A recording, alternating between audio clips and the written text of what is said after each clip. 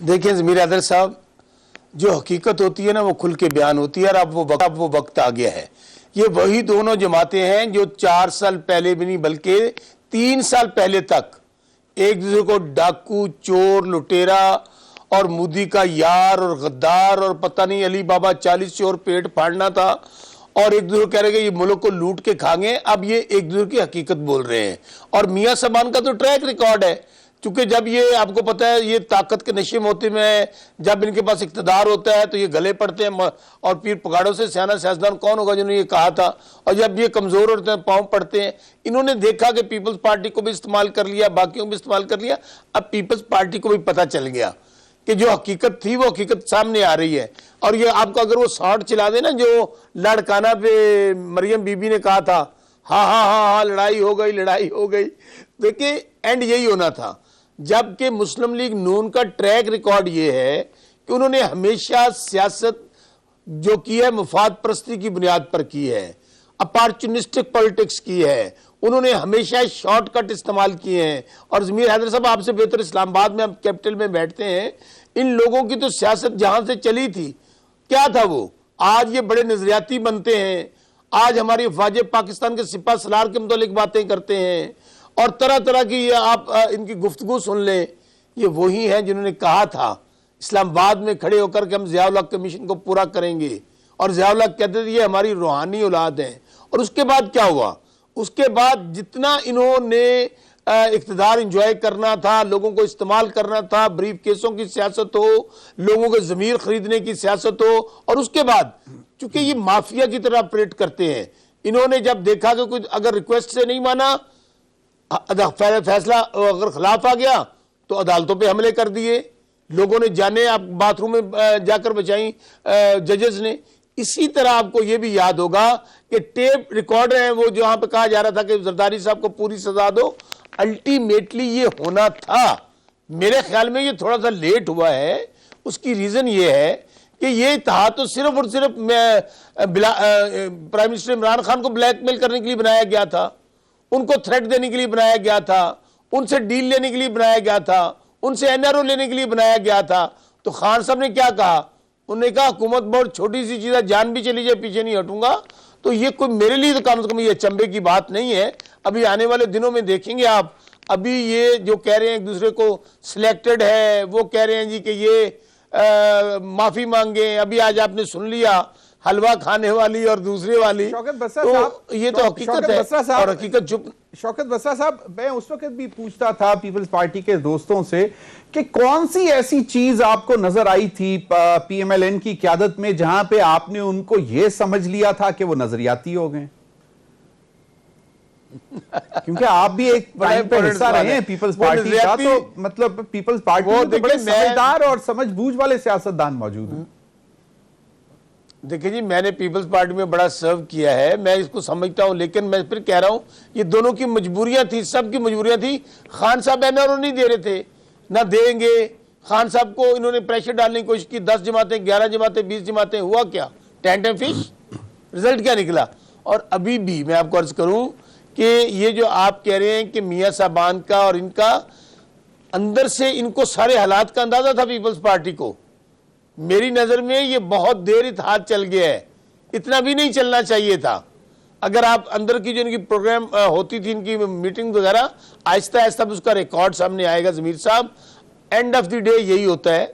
और आइंदा आने वाले दिनों में पीपल्स पार्टी, अभी आप कश्मीर में देख लेना जो कैंपेन चल रही है, दोबारा आ गया कि मोदी का जो यार है, और जी इन्होंने कश्मीर बेच दिया, इन्होंने मोदी को अपने घर दावतों पे बुला लिया, इन्होंने सालगिरह पे बुलाया। तो एंड ऑफ द डे फिर अर्ज मैं करूं, बार बार यही कह रहा हूं, थोड़ी बात को ज्यादा समझें कि इमरान खान जिस लीडर का नाम है, उन्होंने एक रास्ता बना लिया है कि अगर इस मुल्क को ऊपर लेके जाना है तो हमें माफियाज का डट कर मुकाबला करना है, खा वो कोई माफिया हो। तो इस वक्त वो जो बड़े मियाँ और छोटे मियाँ, गुड कॉप बैड कॉप, वो जाकर आपने वो सुन नहीं ली जो ब्रीफिंग हुई थी, उसके अंदर मियाँ छोटे मियाँ साहब ने किस तरह किसी को मौका ही नहीं लेने दिया। वो बार बार जाते रहे कि जी आपसे बड़ा सिपा सलार पाकिस्तान में पैदा कोई नहीं हुआ, आप हमारी फौज दुनिया की बेहतरीन फौज है। और 2 महीने पहले यही इनके बड़े भाईजान मरियम बीबी क्या क्या इन्होंने बातें नहीं की वो हैं। तो शौकत बसर साहब वाज़ेह है कि एक करता हूं। मुफाहमत की सियासत चाहता है, दूसरा जो है वो मतलब कन्फ्रंटेशन की सियासत चाहते हैं, और मरियम नवाज साहिबा भी। आज बड़ी एक दिलचस्प चीज सामने आई, वो भी मैं चाहता हूं कि आप उस पर जरा कमेंट कर दें कि वो आज कल से कोई शेड्यूल शुरू हो रहा है आजाद कश्मीर के इंतखाबात का, जिसमें मरियम नवाज और शहबाज शरीफ साहब ने भी परसों अनाउंस किया था कि वो भी जा रहे हैं। तो मरियम औरंगजेब साहिबा, जो कि माशाल्लाह बहुत इनकी दोनों साइडों की बहुत चहीती हैं, बहुत आगे रहती हैं, चाहे वो मरियम नवाज साहिबा की साइड हो, चाहे वो शहबाज शरीफ साहब की साइड हो। तो मरियम औरंगजेब साहिबा, जो कि शायद इनकी सेंट्रल सेक्रेटरी हैं इंफॉर्मेशन की भी पार्टी की, उन्होंने व्हाट्सएप में, मतलब वो एक होता है ना कि तमाम जो रिपोर्टर्स हैं उनको खबर जो देते हैं, जिस तरह तमाम तकरीबन सारी जमातें देती हैं खबरें जो भी होती है कि वो व्हाट्सएप पे आती हैं, तो उस पर उन्होंने डाला जनाब के जी मरियम नवाज और शहबाज शरीफ इकट्ठे जा रहे हैं कैंपेन के लिए, और वो 5:21 पर, मैं आज की बात बता रहा हूं कि 5:21 पर मरियम औरंगजेब साहिबा ने, ये हमारा रिपोर्टर हैं लाहौर में, और वो बहुत इनसाइड खबर देते हैं इसकी PMLN की, उन्होंने कहा कि जी 5:21 पर यह शेड्यूल जारी किया मरियम औरंगजेब साहिबा ने कि शहबाज शरीफ और मरियम नवाज दोनों का मुश्तरका प्लान जो है वो ये है कि फलां टाइम पे, ये फलां दिन फलां जगह पे होंगे, फलां दिन फलां जगह पे होंगे आजाद कश्मीर में कैंपेन के हवाले से। और एग्जैक्टली 6:27 यानी कि 1 घंटा और 6 मिनट के बाद एक और उनका मैसेज आता है व्हाट्सएप रिपोर्टर्स को कि जनाब नया शेड्यूल जारी किया गया, जिसमें मतलब सिर्फ और सिर्फ मरियम नवाज की इंतखाबी मुहिम के शेड्यूल का जिक्र था। अब ये पहले हम सुन रहे थे कि जी मियां नवाज शरीफ साहब ने, शहबाज शरीफ साहब ने भी कहा कि जाएंगे, शहबाज शरीफ भी जाएंगे, मरियम भी जाएंगी। तो ये अब हमें हमेशा PMLN के दोस्त कहते हैं कि जी कतई तौर पर ऐसा नहीं है, दोनों भाई एक पेज पे हैं। यकीनन दोनों भाई एक पेज पर हो सकते हैं, होंगे भी, लेकिन चचा भतीजी शायद एक पेज पर नहीं है, और हमजा और मरियम नवाज साहिबा भी एक पेज पे नहीं है, यानी कि दोनों कजन्स भी एक पेज पे नहीं है। इस पर कुछ तबसरा करते हैं। देखिए, मैं आपको गुजारिश करूं, वो जिसे कहते हैं नून से शीन, शीन से मीम, और ये वही पार्टी ना, अभी आपने कहा कि वो डेट्स दी जा रही थी, वो कैलबरी फॉन्ट से लेकर मेरी तो लंदन क्या पाकिस्तान में कोई जायदाद नहीं है, ये झूठ अब छुप नहीं सकते हैं, अंडरस्टूड बात है, बादशाहत की लड़ाई है। और आपको पता है कि ये जो इक़्तिदार की लड़ाई है और जो बादशाहों की लड़ाई है, वो बड़े बड़े ख़ानदानों को तबाह कर देती है। और आप जो शायद खाकान अब्बासी साहब हैं, क्या मियां शहबाज शरीफ का दिल नहीं करते मैं वज़ीर आज़म बनूँ? क्या वो शायद खाकान अब्बासी साहब जब बने थे, बाद में ये खबर चला दी गई कि छोटे मियाँ साहब ने कहा नहीं जी मैं तो सुबह पंजाब ही देखना चाहता हूँ। अभी भी आप देख लेना, मैं रिजल्ट तो क्या होना है।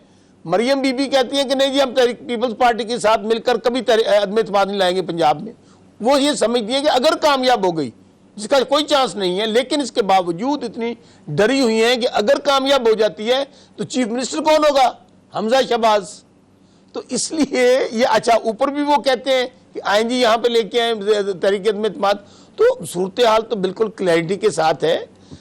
ये लड़ाई अब से नहीं है, जब से आपको पता है कि ये मामलात, खास तौर पे जब मियाँ साहब जो है वो डिस्क्वालीफाई हो गए फॉर एवर, वो तो वज़ीर आज़म बन नहीं सकते हैं। अब उनकी एक ही ख्वाहिश है कि नहीं, वैसे वो बड़ी उम्मीदें लगाए बैठे हैं। बसर साहब क्या बात कर रहे हैं शौकत बसर साहब, वो बड़ी उम्मीदें लगाए बैठे हैं, आपने एक ही जुमले में उनकी सारी उम्मीदें तोड़ दी। वो तो 2023 में मतलब उम्मीदें लगाए बैठे हैं कि कोई कहीं पे होगा और कोई कहीं पर शायद नहीं होगा, जिसकी वजह से प्राइम मिनिस्टर मियां साबिक वजीर आजम मियां नवाज शरीफ साहब के तमाम फैसले रिवर्स हो जाएंगे और उसके बाद वो दोबारा बनेंगे, चौथी बार वजीर आजम बनेंगे। मतलब अब मैं डिटेल में नहीं जाना चाह रहा कि कौन होगा कौन नहीं होगा। भाईजान हजारों ख्वाहिशें ऐसी कर ख्वाहिश पे दम निकले। ख्वाब देखने पे और ख्वाहिश पे ना आपको पाबंदी है ना टैक्स लगता है, मौजा ही मौजा जो मर्जी देखते जाएं आप।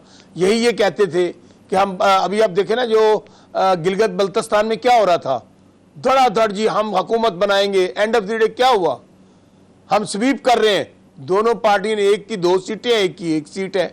इसी तरह कश्मीर में देख लें, अभी इनकी हुकूमत रही है, आपके सामने रिजल्ट आ जाएगा। बड़ी बड़ी बातें हो रही है, वहां कैंडिडेट्स नहीं मिल रहे दोनों पार्टियों को। ये डिबेटेबल इशू है।